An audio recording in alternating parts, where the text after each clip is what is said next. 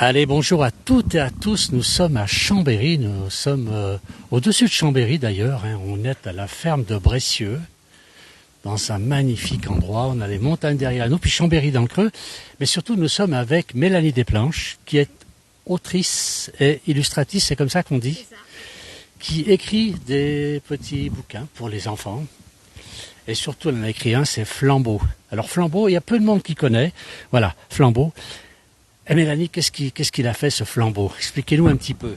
Alors Flambeau, c'est déjà une histoire vraie. C'est un chien, c'est un héros pour certains. C'est un chien qui a vécu dans les années 30 et en fait il distribuait le courrier aux chasseurs alpins pendant l'entre-deux-guerres entre En fait, il était chargé de faire la connexion entre Lens-le-Bourg et le fort Montfroid.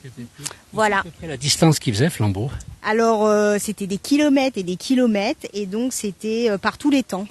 Par la neige, vent, pluie, voilà, parce qu'en fait c'était quelque chose qui était très dur à faire pour les humains.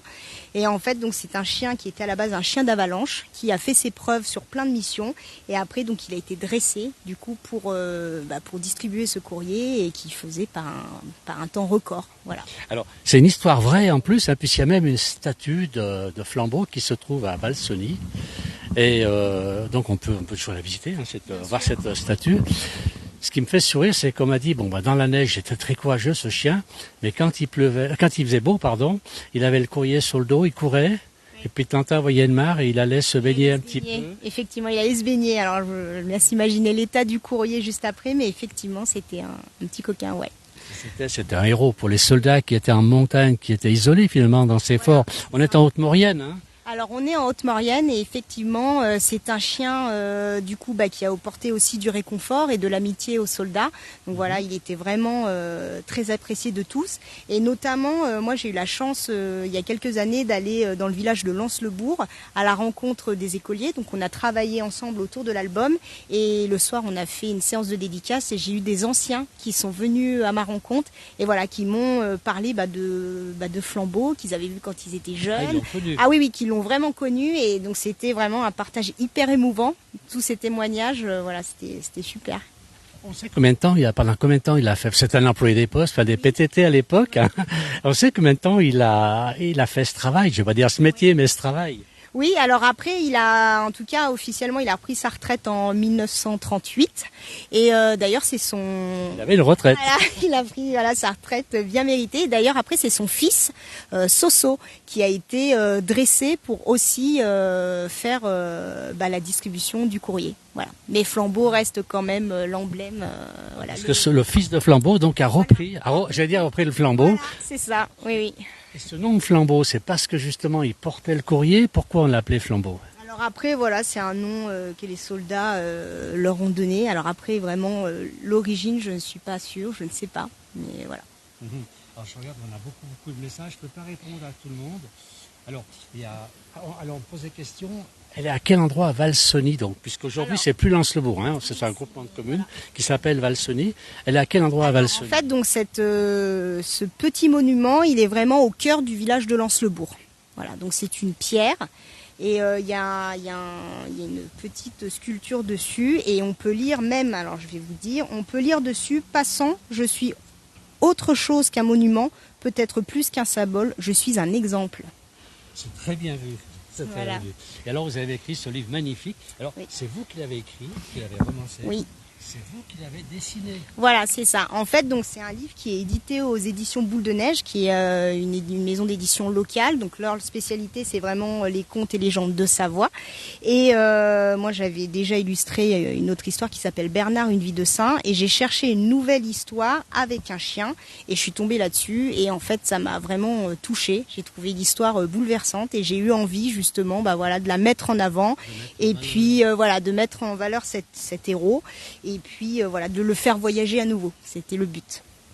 Bah, écoutez, c'est extraordinaire. Alors, là, on a notre caméra qui est en train de regarder tout ce qui se passe autour de nous. C'est magnifique, on est dans un endroit, c'est super pour créer ça. Il y a beaucoup d'artistes qui viennent ici. Oui, alors la ferme de Bressieux, c'est vraiment un lieu qui vit au quotidien parce que donc nous, on a d'abord notre école voilà, qui marche toute l'année. Et puis au deuxième étage, on a une salle d'exposition. Voilà, donc on a beaucoup d'expositions avec plein de choses différentes, plein d'artistes différents. Il y a des résidences, enfin voilà, c'est assez varié. Alors, on va revenir un petit peu à Flambeau parce que vous êtes professeur de dessin pour des enfants. Est-ce que ça va les inspirer? Est-ce que vous faites du dessin animalier? Vous faites d'autres dessins que... Oui, alors en fait, c'est vraiment assez varié. Alors moi, voilà, ma spécialisation, c'est vraiment le dessin animalier puisque, en tout cas, dans mon métier, dans les livres que je fais, je dessine que des animaux puisque je suis très sensible à la cause animale.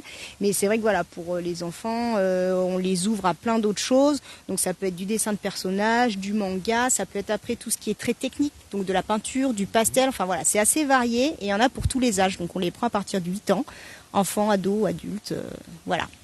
Est-ce qu'il y a d'autres légendes que Flambeau, vous avez écrit, ou est-ce que vous cherchez des légendes? Parce qu'il y a peut-être des gens qui connaissent des légendes par rapport à des chiens et qui vont peut-être nous les faire connaître. Ah bah alors je suis toute oui parce qu'effectivement là donc j'aimerais bien refaire de nouveaux albums.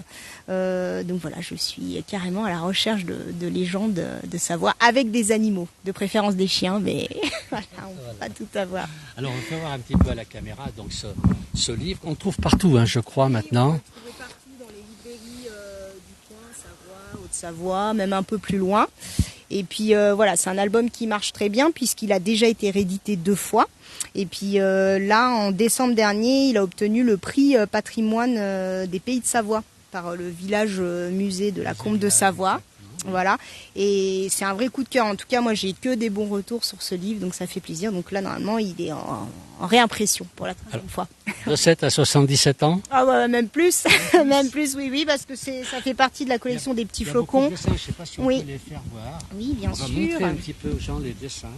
On a le facteur ici. Ah ben là, c'est quoi? C'est l'arrivée dans la vallée des militaires. Voilà, donc là, le courrier avec le génépi traditionnel. Voilà, donc on suit, en fait, c'est une histoire où on suit Hippolyte, donc un vaguemestre, voilà, et qui va se lier d'amitié voilà, avec le petit Flambeau qui va dresser. Donc voilà, moi, je me suis vraiment inspirée de l'histoire et puis ça a été romancé, adapté pour les enfants. Donc voilà, et puis donc il va arriver plein de péripéties, Flambeau va rencontrer des loups, enfin voilà. Il y avait déjà des loups. Il y avait déjà des loups. Alors, il faut savoir aussi que le fort se trouve à 2800 mètres. Hein. Oui, c'est ça. Voilà, 2830 et lui partait de Lens-le-Bourg qui est à 1400 mètres, donc voilà, ça faisait quand même un bon dénivelé.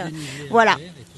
Voilà, et tout ça en vitesse record, sous la neige, la pluie, le vent, de tout temps.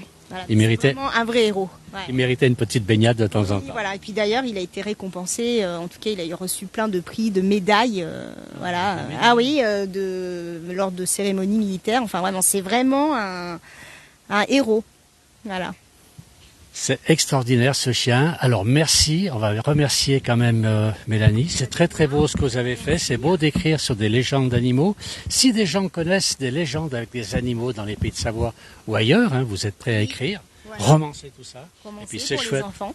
C'est chouette pour les enfants de faire voir qu'un animal, ça peut être quelque chose de très, quelqu'un plutôt très important. Oui, exactement. La cause animale, c'est important. Et les animaux ont leur place aussi. Voilà, ce sont des héros. Eh bien, écoutez, merci beaucoup Mélanie, merci à tous d'avoir suivi. Et n'hésitez pas, il faut lire ce petit document.